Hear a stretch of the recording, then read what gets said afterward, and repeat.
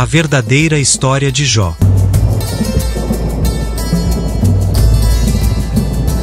Quase o mundo inteiro conhece a história de Jó, o homem rico que era temente a Elohim e foi tentado pelo diabo a ponto de perder tudo. O que poucos sabem é de onde ele era, de quem era descendente e quando ocorreu sua história. Jó foi um homem muito rico que morava no reino de Edom. Isso levanta a possibilidade real dele ter sido um descendente de Abraão, já que Edom era Esaú, irmão de Jacó. Outro ponto a favor dessa teoria é o fato dele adorar a Yahweh, Deus de Abraão. Pelo que o texto nos conta, ele era muito fiel a Deus, a ponto do Eterno dar testemunho dele. Ele tinha contato com alguns descendentes de Esaú, entre seus amigos, por exemplo, que por sinal eram todos adoradores de Adonai, estavam certo Elifaz o Temanita. Leia Jó 4. Esse rapaz recebeu o nome de um dos seus parentes, Elifaz o primogênito de Edom com Ada, a Eteia. Temã era neto de Esaú, e foi um dos primeiros príncipes do reino de Edom. Confira em Gênesis 36:15. A cidade que ele governou ganhou seu nome, e todos que nasciam em Temã eram temanitas. O amigo de Jó, além de ser um temanita, possuía o nome de Elifaz, primogênito de Esaú.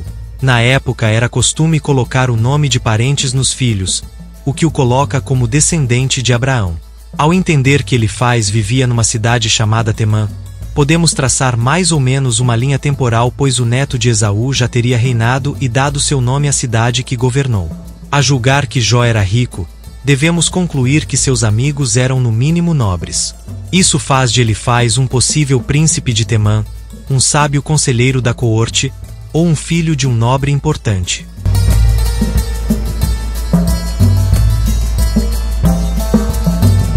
Bildade era da cidade de Suá. Essa cidade ficava longe de Edom. Situava-se no rio Eufrates, perto de Carquemi, capital hitita, bem ao norte de Canaã. Isso o coloca relativamente próximo a Nínive. O reino de Edom ficava perto de Moabe, relativamente ao sul de Canaã. Como Jó conhecia Bildade? Que evento é esse que causou comoção a tal distância? A notícia da tragédia de Jó alcançou a Mesopotâmia. Parece que Satanás queria torná-lo um espetáculo pro mundo. Não bastasse a humilhação regional, agora a notícia alcançou um reino distante. Mas calma lá, que tem outra explicação para isso. Bildade era um parente distante de Elifaz. Suá era filho de Abraão com Quetura, irmão de Midian. Segundo Flávio Joséfo, ele migrou para o norte tomando uma direção diferente de seus irmãos, provavelmente para evitar conflitos. A cidade que fundou ganhou seu nome. Sendo assim, Bildade temia Yahweh, o Deus de Abraão, Itsaque e Jacó, por ser descendente do pai da fé. Muitos se perguntam por que existem semelhanças entre as divindades, entre algumas qualidades de Elohim e outros deuses, alegando inclusive plágio. Mas a grande realidade é que essas culturas trazem uma deturpação da glória de Adonai. Como Paulo escreveu em Romanos 1, mudaram a glória de Deus. Eles conheceram Adonai, mas resolveram mudar a glória de Deus, ou seja, transformaram Adonai em deuses com qualidades e moralidades que lhes beneficiassem. Israel também já tentou mudar Elohim, já casaram ele com Aserá, como mostra alguns achados arqueológicos em Israel, tentaram mudar os sacrifícios e a lei. Mas Deus logo mostrou quem estava no controle, exterminando os falsos profetas. A guerra de Adonai com seu povo desde sempre foi essa: fazer o povo se manter no monoteísmo e na lei. Quem é deixado por conta própria sempre desvia do Senhor. Não somos capazes de guardar os ensinamentos de Adonai sem o auxílio dele. Você só tem a Bíblia em mãos porque o Espírito Santo lutou para isso. Deus brigou para você ter a verdade em mãos. Israel foi escolhido para esse fim: guardar a lei do Eterno, manter a verdade entre os povos, ser a luz do mundo, o farol que nos leva a Hashem. Não é mérito de Israel, a Tanar está entre nós quase intacta. Tanto é assim que já teve rei israelita que tentou destruir as tábuas da lei, para tornar a nação completamente dedicada a Baal. Se não fosse o Eterno, a Bíblia não existiria mais há muito tempo. O outro amigo de Jó era Zofar, o Naamatita. Essa cidade é incerta, imagina-se que fique dentro dos limites do reino de Edom, talvez ao sul. Abraão foi o primeiro missionário do seu tempo. Seus descendentes, Ismael filho de Agar, Midian, Suá, Jocsã, Zinrã, Medã, Gisbaque e Isaque, o filho da promessa, espalharam o conhecimento de Hashem pelo mundo de sua época. Provavelmente Zofar seja um convertido, exatamente como Raabe e Ruth, como eu e você que me ouve. Bendito seja o Eterno para todo sempre. Eliú, o amigo mais jovem de Jó, era buzita, ou seja, era descendente de Bu, sobrinho de Abraão, filho de Naor, como mostra Gênesis 22:20. Perceba que o Oriente Médio gira em torno da família de Abraão. Por isso algumas religiões desta região são chamadas abraâmicas. Mas entenda, irmãos, todos esses parentes de Abraão são considerados gentios. Israelitas são os descendentes de Isaque, o filho da promessa, de quem viria o Mashiach que salvaria o mundo. A escolha de Abraão tem a ver com essa realidade, a família da qual viria o Mashiach prometido no Bereshit a Adão, e também a preservação do conhecimento do verdadeiro Deus Criador. Por isso todos os outros povos são gentios, independente de terem parentesco com nosso pai Abraão ou não. Hoje em Mashiach todos somos enxertados em Israel, fazemos parte da descendência de Yeshua, somos seus filhos, e portanto recebemos o nome da família do Eterno. Mas de fato ainda é maior que isso, pois estar no Messias é fazer parte de seu glorioso corpo.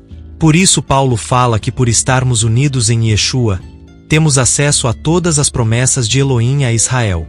Mas perceba que os amigos de Jó enfrentavam um problema, que já foi o meu há muito tempo atrás e talvez seja o seu. Tanto Jó, quanto seus amigos, conheciam Elohim de ouvir falar dele. Isso mostra que tinha mais seguidores de Adonai naquela região evangelizando. Mas nenhum deles tinham tido uma experiência real e pessoal com o Eterno. Parece até algumas comunidades que falam do Eterno, ensinam suas leis, cumprem o sacrifício de louvor, mas nunca viveram nada sobrenatural com o Elohim.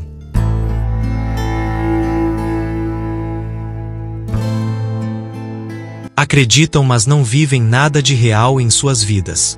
Esse tipo de fé que se baseia na história de terceiros é uma fé inicial, é algo maravilhoso para no início da caminhada, mas o objetivo é o próximo passo, você viver sua experiência com o Eterno, bendito seja Ele eternamente.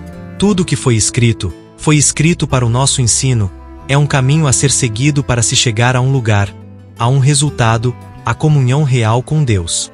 A Escritura não traz essas histórias como metáforas, filosofias, contos de fadas, não é assim não, são histórias para nos inspirar a buscar ter experiências com Deus. Então eu vou chegar em Copacabana com um cabo de vassoura, bater no mar e pedir para ele se abrir. Não, irmãos, calma lá. Não pule da lancha para andar sobre as águas, não, que você vai afundar.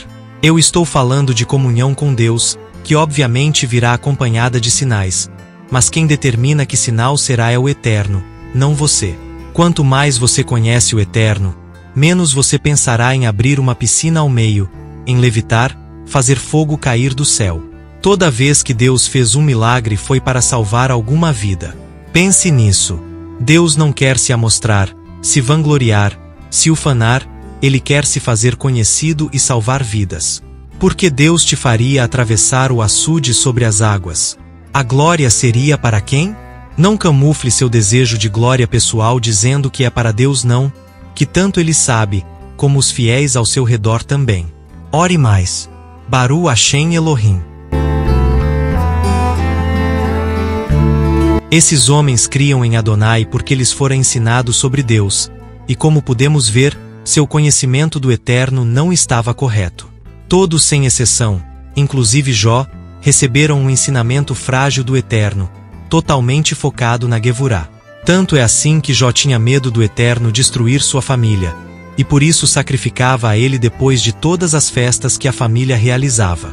Ele era fiel a Deus, mas sua teologia era focada no juízo divino, na rigidez do Eterno. Lembra muito algumas igrejas pentecostais, que dizem que doença, falta de prosperidade e tragédia é sinal de infidelidade a Adonai. Ainda que sejam fiéis a Hashem, têm uma visão distorcida de seu lindo rosto. Então Elohim, desejando se fazer conhecido não só a Jó, seu adorador fiel que tinha uma crença errada, mas também a nós, permitiu Satanás causar as tragédias que sobrevieram a ele. Por causa da história de Jó nós entendemos que, Nem tudo de ruim que acontece às pessoas é fruto de uma vida suja. Pessoas boas sofrem, crentes fiéis sofrem, o Messias sofreu aqui na terra. Mas todo sofrimento é para nos levar a conhecer o rosto do Eterno e seu grandioso poder salvífico. O sofrimento é oposto ao consolo, a dor é oposta à alegria, é do interesse do Senhor que conheçamos todos os aspectos da vida caída, onde Deus não é o rei entre nós. Por quê? Porque foi essa vida que Adão quis conhecer, quando comeu a fruta do conhecimento do bem e do mal. Ele e Eva eram bons e viviam no paraíso perfeito. O que eles queriam conhecer se eles já eram bons? O que não existia no Éden? O mal, a maldade, o sofrimento, o caos, a ausência da pessoa bendita do Eterno. Eles quiseram conhecer um mundo oposto ao deles. Nosso mundo é o resultado. Sendo assim, como herdeiros de Adão, todos precisamos passar pela dor, pela perda, pela agonia dessa vida. Seja fiel a Deus ou não, precisamos sentir na pele o resultado da desobediência de Adão. Por quê? A pergunta certa é para quê? Para não pecarmos no futuro no novo mundo. Toda a criação precisa ver como é um mundo sem Deus, guardar na memória, para nunca mais repetirmos pecados. Então, mesmo sendo cristão fiel a Yeshua, precisamos passar pela dor, precisamos experimentar essa vida caída em todos os seus desdobramentos. É a lei do Senhor, bendito seja Ele, e assim será feito. Depois de cada experiência traumática, dolorosa, difícil, gozaremos da graça salvadora de Adonai, de seu consolo, de sua revelação, e isso fará tudo ter valido a pena. Jó foi grato a Deus por ter entendido que a dor proporcionou o maior encontro de sua vida. Pela primeira vez Jó ouviu a voz do Eterno. Ele viu o sobrenatural de Adonai numa coluna de nuvem. A teologia dele foi alterada pela experiência. Imagine o susto de seus amigos, quando tiveram a notícia de que Deus deu tudo em dobro a Jó. Depois da dor vem a experiência, e com ela vem o consolo e a mudança de sorte. Tem dores te atingindo?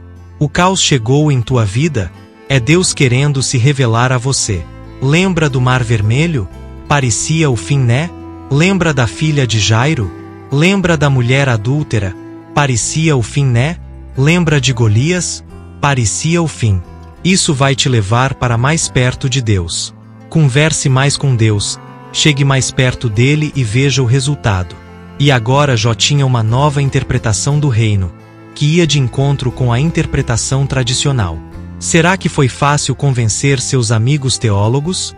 Não, mas ele nunca foi designado a convencer seus amigos de que sua experiência era real. Ele devia apenas testemunhar, para que os sinceros de Elolai se manifestassem. Havia pessoas boas que estavam sendo provadas como ele, e também estavam sendo julgadas mal, como ele foi, e é a essas pessoas que a mensagem deveria chegar. A missão de Jó era a mesma do Mashiach: consolar os tristes de Sião, libertar da culpa os cativos e oprimidos, através de seu testemunho.